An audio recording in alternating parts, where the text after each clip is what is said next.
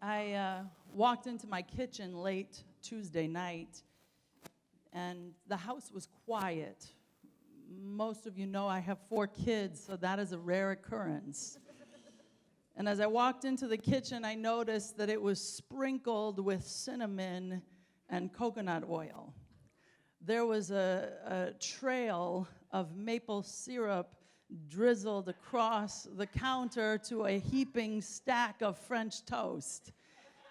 And I looked at what appeared to be someone's experience of joy, and I quickly turned around and walked out the room. I was like, yeah, that's not mine to do at this time of night. The next morning, there was a flurry of activity. The kids, the little kids, 9 and 6, were deeply devoted to securing the most likely position for candy catching in the 4th of July parade. That becomes a high priority. Any opportunity to acquire free candy. Nathan hurried through the kitchen, and he was committed to finding a way to feed the kids breakfast. And out came the heaping stack of French toast that my daughter, 20, had made the night before, warmed it up, gave it to the kids, and all of a sudden I started to get a little nervous. And I said to him, I think that is Olivia's heap of French toast. And he said, yeah. She said we could have some. And I thought to myself, some is different than all. And I didn't say anything. I went back, grateful not to go to the parade, let them scurry off. And about an hour and a half later, my 20-year-old daughter emerged from her bedroom, sleepy-eyed. I said, good morning, beautiful. How'd you sleep? Well, good. I'm going to go warm up my French toast now. I said, Nathan fed that to the kids. What do you mean? Well, he fed the French toast to the kids. All of the French toast to the kids? Yes. I told him he could have some of the French toast, not all of the French toast, and all of a sudden it became clear to me that this had nothing to do with French toast. There was a level of fury that had overcome the house that transcended French toast. Are you familiar with a situation like that in your life? I swiftly texted Nathan, and I said, lover, we have a situation over here. Olivia is not happy about the French toast. It is deeper than French toast. And I would appreciate you being mindful and being forthcoming about dealing with the French toast. So another hour goes by. He comes home. She's there. And she's sort of like, And meanwhile, I texted her because she went back to her bedroom. And I said, honey, I would love to make you breakfast this morning. And I have to tell you, like, my beingness, I'm not the same person since that situation. Because my typical response would have been to just lose it with both of them. And I was committed to something else being possible. Because I was clear I didn't want French toast gate to mess up my day. And so I texted her, honey, can I please make you some French toast? No, I don't even want French toast now. Okay? Deep breath. A few minutes go by, a text comes in. I would, however, love it if you'd be willing to make me scrambled eggs. I would love to make you scrambled eggs. So I made her this beautiful breakfast. She came up. At that point, Nathan walked in, and he was like, I'm so sorry, we ate all the French toast. And then, she got on her soapbox about the distinction between some and all. And I just kept breathing. Beautiful. I just kept breathing.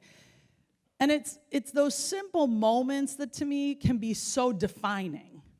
Because who I was being in relationship to my daughter and my husband, again, it altered my consciousness forever.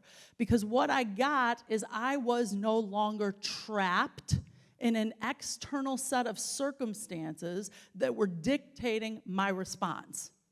I had a moment of clarity and choice whereby I got to be generous, to be kind, to be compassionate. I could access kindness and compassion with my daughter. I get that. Do you know when you have an intention for something and then someone comes along and snatches it up and they're just doing what they're doing, but it provokes a fury in you? Does anybody know that feeling? We have a deep lineage of that in my family. So I could relate, and all I could do in that moment was be kind and compassionate. Now, as a mama bear, my tendency is to want to protect my young, even if it involves French toast. That is some kind of primal response in me. So in traditional circumstances, my husband could have really found himself in a precarious situation. But I opted to practice forgiveness. Now, neither of them know that this is going on. This is all happening on planet Lola. My day was amazing. Best 4th of July I've ever had, and is my least favorite holiday of the year. But I was just like, not going to let this hijack me. So my intention today is for us to be in an exploration of that practice. My intention today is that we turn our attention to the subconscious mind, to our mental space, which is really always the conversation we're having here. The subconscious mind, the subjective mind, is always where life occurs before it comes out. So there is an unseen realm, call it universal law, and you are sowing seeds into that universal law, and then it outpictures into the world of circumstances and conditions. So our attention to the inner world is our greatest access to freedom. And that is why I say the future of freedom rests in your hands. There is no one who's going to deliver freedom. There is no knight in shining armor that's going to roll up and say, "Here, I have freedom for you." You are the keeper of your freedom. There is this space and place between the story of our lives and the truth of our lives. And very often, we think the story of our lives are the realest things going on. In fact, our collective consciousness is presently in a trance, in a seduction of believing that the stories that are in circulation are actually who we are. It is the most toxic thing to your well-being to not have place and space between the truth of who you are and the truth of that which is occurring and the story of who you think you are. So there's a great definition in a book called The Revealing Word, a dictionary of metaphysical terms by Charles Fillmore. This is how he defines freedom: the quality or state of being without thought or restraint, bondage, limitation, or repression, having a sense of complete well-being. So let me just pause there. If in fact that is a definition of freedom that you're willing to subscribe to, what that suggests is you are the keeper of your freedom. Because here what we're saying is that freedom is having a sense of complete well-being. It is a result of regulating one's life according to principle. Principle can be said as universal truth or the I am presence. It is not according to what anyone else may think or say. Your freedom is not dependent on what others think and say. So let me give you a condensed version of this. This is my condensing of that definition. Freedom, having a sense of complete well-being through regulating one's life according to truth, not story or opinion. I'm going to say it again. Freedom is having a sense of complete well-being through regulating one's life according to truth, not story or opinion. See, there are an infinite realm of opinions that you can fall prey to. There are an infinite number of interpretations of that which is occurring on the planet right now that you are susceptible to. Your inner world, which is the place in which your outer world comes from, is your most precious place. If freedom is compromised in your inner world, freedom will never be realized in your external world. So let me give you another definition of freedom. This comes from the Science of Mind Glossary. It's a little chunky. Freedom, the understanding of truth, infinite principle, is the emancipator. We are bound by our very freedom. Our free will binds us. See, your freedom is it is the paradox of freedom. Our freedom binds us because our free will bind us. So you and I are autonomous, individualized manifestations of this vast and holy universe. You are the individualized manifestation of all that is. As we've said before, we could call you Julian Christ. We could call you Barb Christ, the anointed one. You are the individualized manifestation of the Most High God, to the extent that you realize it. Your freedom is bound up in your ability to align yourself with universal consciousness or seduce yourself into the trance of limitation and lack. The choice is yours.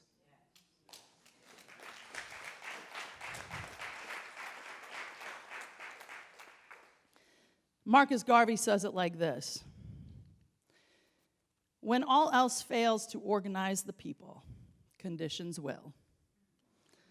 So you can either be at cause in your life, or you can wait until the conditions of your life get so untenable that you are forced to make a change. That's what's happening on the planet right now. In our evolutionary trajectory of humanity, we've been unwilling to take responsibility for creating the world that we want to have. We have outsourced responsibility to other people, places, governments, entities. We have agreed that our limitations in the realm of money, education, fill in the blank, is what has us be in the position that we're in. Michael Beckwith says it a little differently. He says, pain pushes until vision pulls.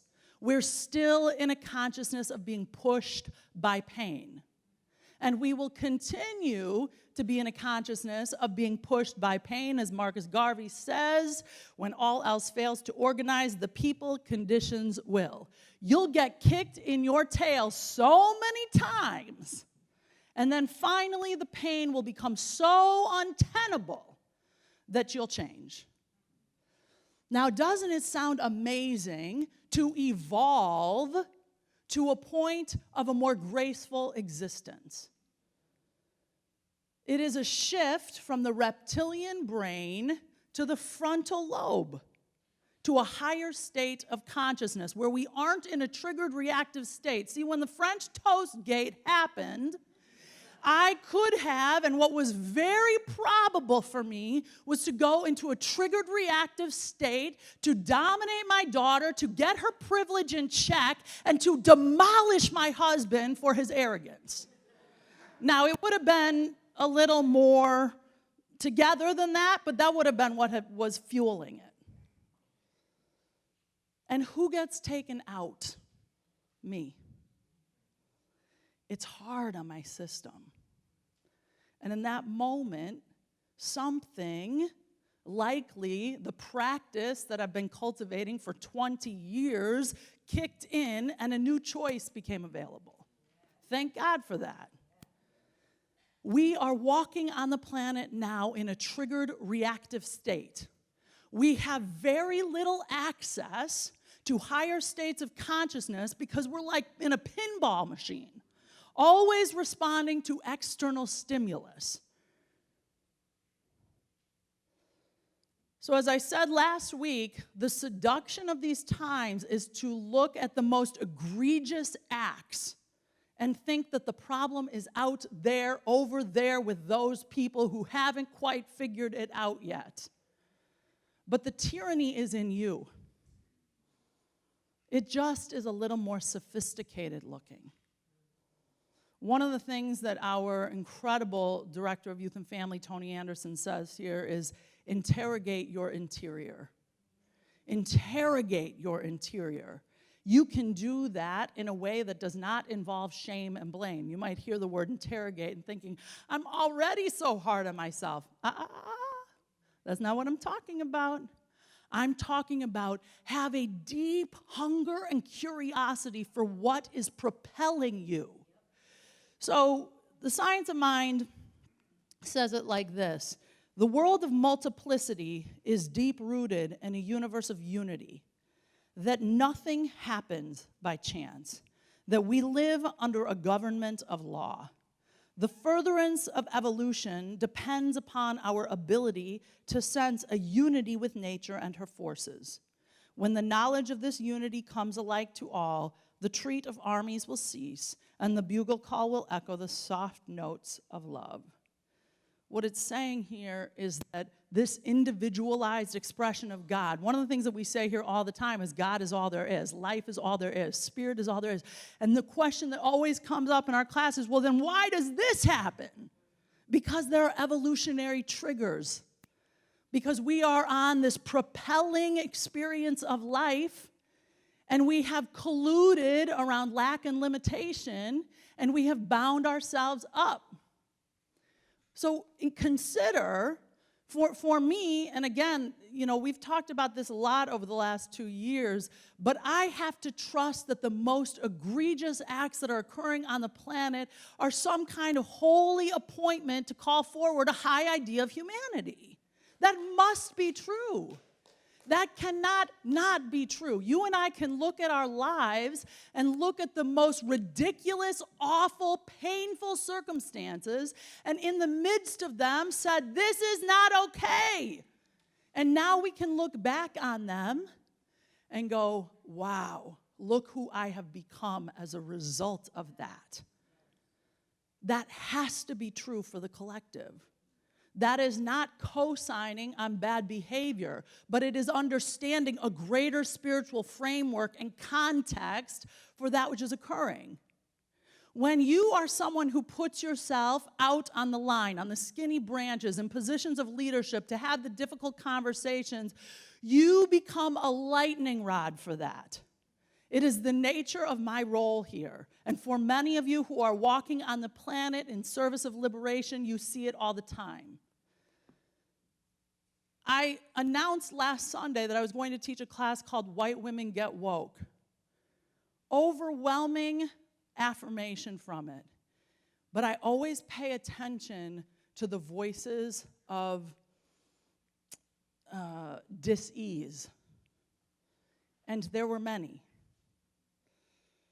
They ranged from every end of the spectrum. There was the predictable voice that said, why are you picking on us as white women? What an interesting interpretation. What an interesting interpretation. I have a desire to take responsibility for the 63% of white women who are not college educated that said yes to a platform of racism and misogyny, and you can't see that. You get triggered because you're in a fight or flight state and you respond. I am a white woman without a college degree. My people elected Donald Trump. Do you understand what I'm saying? So if I don't take responsibility for having those conversations, who is to take responsibility for that? Then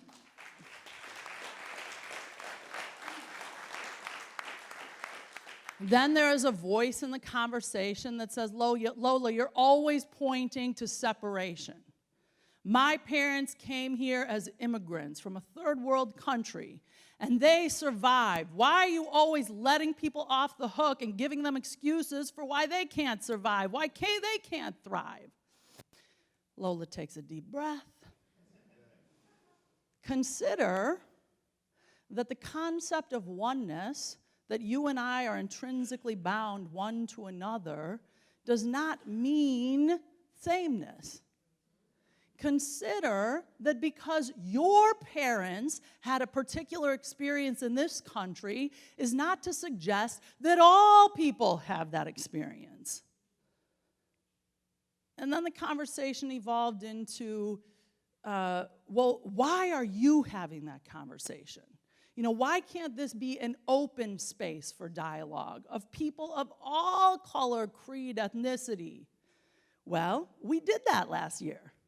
We had 21 people sit for a year in something called Unity Dialogues to explore implicit bias. And you want to know what the overwhelming takeaway was from people of color at the end of that? Please help your white people. We don't want to sit through it anymore. It's tiring.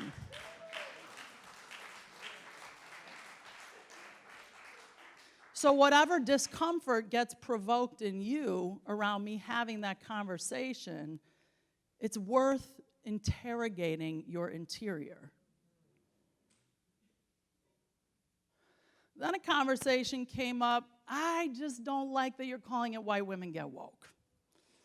It feels problematic as a white woman using word choices that come from black youth organizers. And I said, yes, I thought about that. And I decided when I titled the class that the zeitgeist was so oriented around the word woke that it could speak to a particular time and place. And then my 20-year-old daughter said, yes, but white women get woke, coupled with graffiti script, coupled with you sitting in a pose like you're about to bust someone up, might not be your best effort. And I was like, well, first of all, if you know me, you'd understand the authenticity of all that. Yes? But if you don't know me, that all gets lost. And I could respond to any of those things from a triggered reactive state.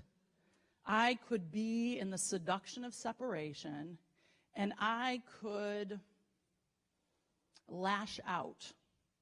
If you could only hear the internal dialogue that floats over here in a perpetual way. I mean, like, I have this thing in me that's like all the time, and my kids are like, nobody is trying to fight with you. And I'm like, I know, I don't know what's going on, I'm sorry. So I have to always keep that in check. I have to interrogate my interior. So a number of you have reached out to me to say, where did White Women Get Woke go? It's just being rebranded, all right? Because one of the things I'm committed to is having this conversation live for the long haul. It's a body of work that's not going to get resolved in a 4-week class. And the limitation of speaking to the current zeitgeist is it doesn't have eternal shelf life. So I'm getting creative. I'm digging in. I'm not taking the cheap spot. So, I always share this with you, hopefully as a mirror, an invitation for you to explore, where do I get feedback, opinions, critiques, and then want to respond from a closed defensive space. Your freedom does not lie there. Consider that everything that comes to you, breathing in, move the body, how could this be true? How could this be true? So long as you have an unwillingness to try on the possibility, it's got you and you are not free. Tara Brach says, begin to get real in the places where we are most reactive.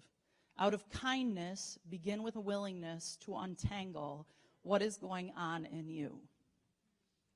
So the kindest, most compassionate, most forgiving thing I could do with myself this week was to breathe, to laugh, to become still, to meditate, to spend time with those who love and affirm me so that I can get reflection for myself. I am okay. I'm not dying. Nothing's happening right now. Because it feels like that. When your ego construct feels like it is under attack, you have an actual experience of death. But you're not dying. And that's the responsibility that we each have to take. I want to keep going with this. It's a little dense, but I think it's very, very important. You know, we are a community that, I'll say it over and over again, exists first in the realm of thought, in the realm of mental awareness. Your life, everything that you see, was first a thought. The shirt that you are wearing, someone had an idea. That idea came to form. The scent that you're wearing on your body, someone had an idea, and then it came to form. It's important that we understand this universe is governed by laws. You are not a victim to what is occurring on the planet. You are in co-creation with this universe. Each individual maintains his identity in law through his personal use of law. And each is drawing from life what he thinks into it. The title of my talk is Filtration Through Kindness, Compassion, and Forgiveness. Your soul, your interior, is your personal filtration system. Do you know when you use a Brita, there's that part up at the top that filters all the stuff, and your water looked clean and clear, and then all of a sudden there are pebbles. I'm always amazed by that. How did those pebbles get there? There is a filtration process happening. Are you filtering your soul with kindness, compassion, and forgiveness, first for yourself and next for everyone you meet? Everyone you meet. So it goes on to say, to learn how to think is to learn how to live. What I would add there is most people don't want the responsibility of thinking. We don't actually need a majority of thinkers. There's a tipping point, though. So when I ran White Women Get Woke by one of my oldest friends, someone who I have deep, deep reverence for, he said, you know what I think happened there? He said, first of all, I hate the word woke. It's literally my least favorite word. I said, I get it. I don't usually use it. It's not really in my vernacular. But I was speaking to a time. He said, you took the cheap road. You took the easy road. You didn't dig in. You didn't think.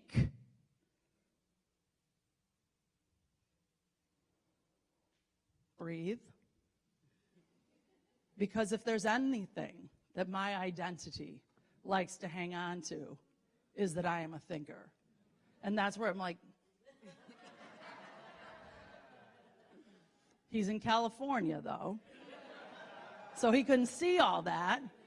And I was breathing, sitting on my porch swing, working it out. To learn how to think is to learn how to live.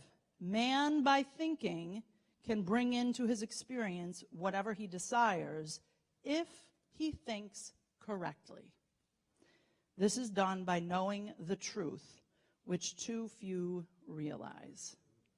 Again, the distinction between truth, infinite presence, versus story. When I go to my husband, thank God for him, and I share a grievance of something that I am stirring in on the planet, he always pushes back and says something to the effect of, is that the truth? Is what that person is saying, Or is that feeling you are having, is it the truth? Or are you in a triggered reactive state? Or are they in a triggered reactive state? The ability to think, the ability to discern, the ability to have space, the ability to witness oneself gives you the ability to choose newly. So, one of our 8 spiritual practices is conscious leadership. We've historically called it spirit-centered leadership, but we're in the process of shifting it to conscious leadership. It feels, for me, more authentic. Spirit-centered leadership, most people on the planet are like, now what is that? And anytime you have to explain your marketing, like white women get woke or spirit-centered leadership, you didn't hit the nail on the head. So one of our 8 spiritual practices is conscious leadership. When you say yes to stepping out on the skinny branches of life, you avail yourself to criticism, feedback, and opinions.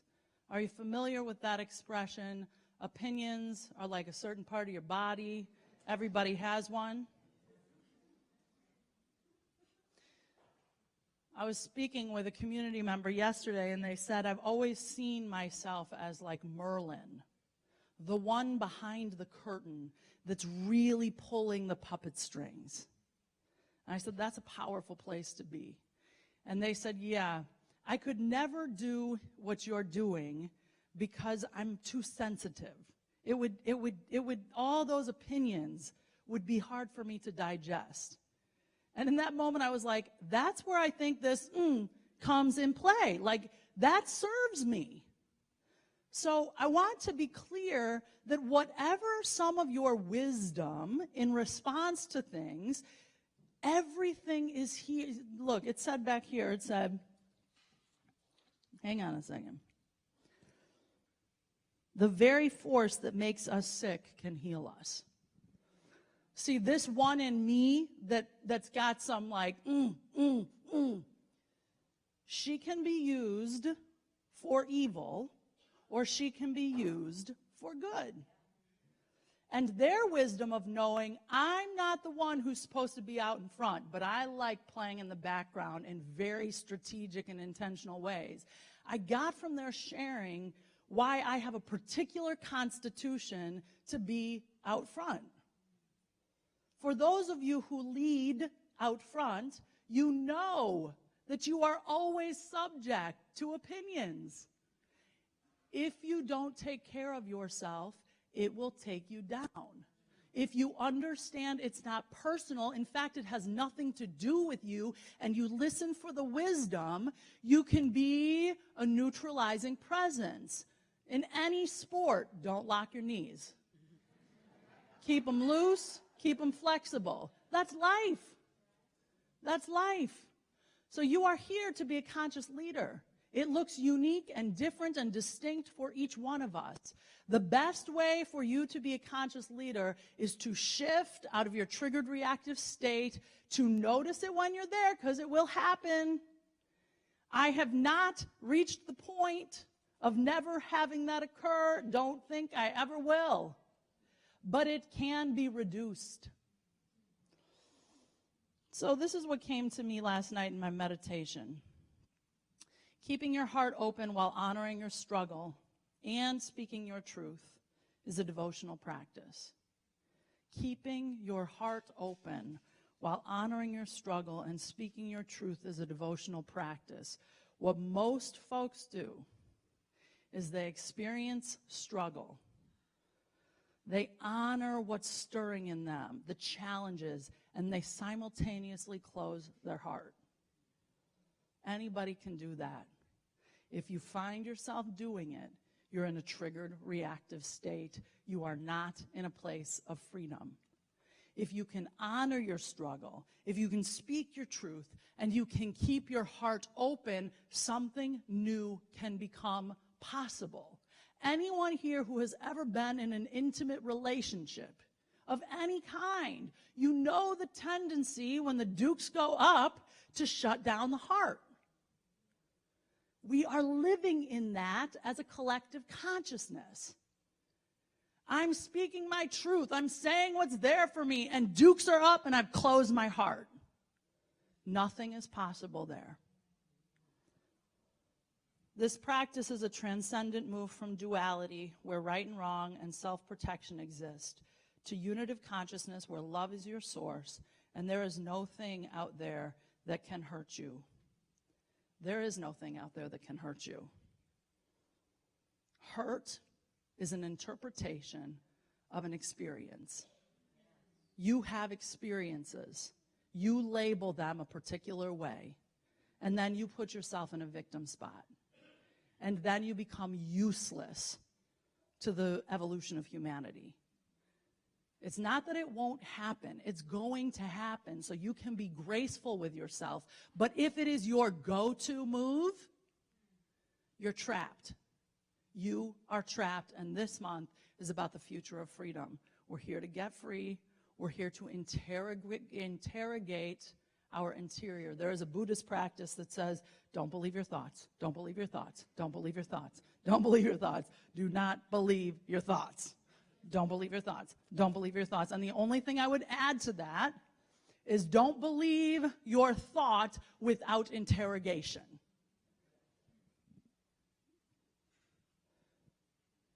So, let's get free this month, yes? All right.